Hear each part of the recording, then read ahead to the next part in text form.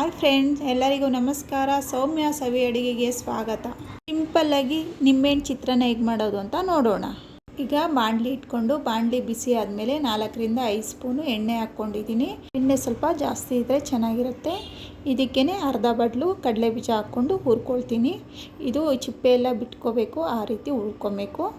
ಕಡಲೆ ಬೀಜ ಎಲ್ಲ ಚೆನ್ನಾಗಿ ಬೆಂದಿದೆ, ಕೆಂಪಾಗಿದ್ದಾವೆ. ಇದನ್ನು ಒಂದು ಬಟ್ಲಿಗೆ ತೆಗೆದಿಟ್ಕೊಳ್ತೀನಿ.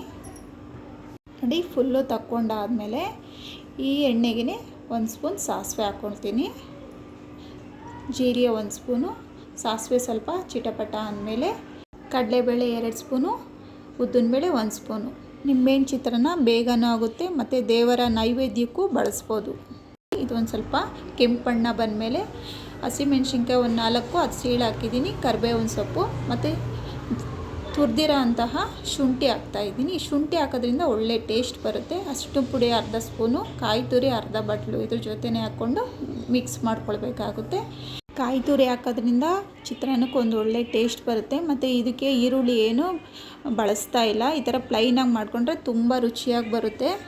ರುಚಿಗೆ ತಕ್ಕಷ್ಟು ಉಪ್ಪು ಇದ್ರ ಜೊತೆನೇ ಹಾಕ್ಕೊಂಡು ಮತ್ತು ಅರ್ಧ ಸ್ಪೂನು ಸಕ್ಕರೆ ಹಾಕ್ತಾಯಿದ್ದೀನಿ. ಈ ಸಕ್ಕರೆ ಹಾಕೋದ್ರಿಂದ ಒಂದು ಒಳ್ಳೆ ಟೇಸ್ಟ್ ಬರುತ್ತೆ ಚಿತ್ರಾನ್ನಕ್ಕೆ. ಇದ್ರ ಜೊತೆನೇ ಒಂದು 1/4 ಬಟ್ಲು ಕೊತ್ತಂಬರಿ ಸೊಪ್ಪನ್ನು ಸೇರಿಸ್ಕೊಂಡು ಇದನ್ನು ಹುರ್ಕೊಳ್ಳೋಣ. ನೋಡಿ, ಇಷ್ಟು ಹುರ್ಕೊಂಡ್ರೆ ಸಾಕು. ಇದ್ರ ಜೊತೆನೇ ಹಿಂಗೆ ಹಾಕ್ತಾಯಿದ್ದೀನಿ, ಒಂದು ಅರ್ಧ ಸ್ಪೂನು. ಈ ಥರ ಹಿಂಗೆ ಹಾಕಿ ಮಾಡೋದ್ರಿಂದ ದೇವಸ್ಥಾನದಲ್ಲಿ ಕೊಡ್ತಾರಲ್ಲ ಪ್ರಸಾದ, ಆ ಥರನೇ ಇರುತ್ತೆ ಈ ಚಿತ್ರಾನ್ನನೂ. ಈಗೆಲ್ಲ ರೋಸ್ಟ್ ಆದಮೇಲೆ ಗ್ಯಾಸ್ ಆಫ್ ಮಾಡ್ಕೊತೀನಿ. ಗ್ಯಾಸ್ ಆಫ್ ಮಾಡ್ಕೊಂಡ್ಮೇಲೆ ನಿಂಬೆಹಣ್ಣು ರಸ ಹಾಕ್ತೀನಿ. 1 ನಿಂಬೆಹಣ್ಣು ರಸ ಹಾಕಿದ್ದೀನಿ. ಇದಕ್ಕೆ ಈ ಥರ ನಿಂಬೆಹಣ್ಣು ರಸ ಹಾಕ್ಬಿಟ್ಟು ಫುಲ್ಲು ಎಲ್ಲ ಮಿಕ್ಸ್ ಮಾಡ್ಕೊಳ್ಳೋಣ. ನೋಡಿ, ಇಷ್ಟೇ ಸಿಂಪಲಾಗಿ ಬ್ಯಾಚುಲರ್ಸು ಈ ಥರ ಮಾಡ್ಕೊಬೋದು. ಇದಕ್ಕೆ ಅನ್ನ ಮಾಡಿಟ್ಕೊಂಡಿದ್ದೆ, ಅದನ್ನು ಇದ್ರ ಜೊತೆನೇ ಸೇರಿಸ್ಕೊತೀನಿ. ಮತ್ತು ಕಡಲೆ ಬೀಜ ಹುರಿದಿಟ್ಕೊಂಡಿದ್ನಲ್ಲ, ಅದನ್ನು ಇದಕ್ಕೆ ಹಾಕ್ಕೊಳ್ಳೋಣ. ಮತ್ತು ಸ್ವಲ್ಪ ಕೊತ್ತಂಬರಿ ಸೊಪ್ಪನ್ನು ಹಾಕ್ಕೊಳ್ತಾಯಿದ್ದೀನಿ. ಹಾಕ್ಕೊಂಡು ಫುಲ್ಲು ಎಲ್ಲ ಮಿಕ್ಸ್ ಮಾಡ್ಕೊಳ್ಳೋಣ. ಲಾಸ್ಟಲ್ಲಿ ಕಡಲೆ ಬೀಜ ಹಾಕೋದ್ರಿಂದ ಒಳ್ಳೆ ರುಚಿ ಬರುತ್ತೆ. ಬಾಯಿಗೆ ಸಿಗ್ತಾಯಿದ್ರೆ ತುಂಬ ಟೇಸ್ಟಿಯಾಗಿರುತ್ತೆ. ನೋಡಿ, ಎಷ್ಟು ಸಿಂಪಲ್ಲಾಗಿ ಮಾಡ್ಕೊಬೋದು, ಅಷ್ಟೇ ಟೇಸ್ಟಿಯಾಗಿರುತ್ತೆ. ಒಂದು ಸತಿ ನೀವು ಮಾಡ್ಕೊಂಡು ನೋಡಿ ಈ ಥರ ಫುಲ್ಲು ಮಿಕ್ಸ್ ಮಾಡ್ಕೊಳ್ಳೋಣ. ಫುಲ್ಲು ಮಿಕ್ಸ್ ಮಾಡಿದ್ಮೇಲೆ ನೋಡಿ ಎಷ್ಟು ಚೆನ್ನಾಗಿ ಕಲರ್ಫುಲ್ಲಾಗಿ ಕಾಣಿಸ್ತಾ ಇದೆ ಅಂತ.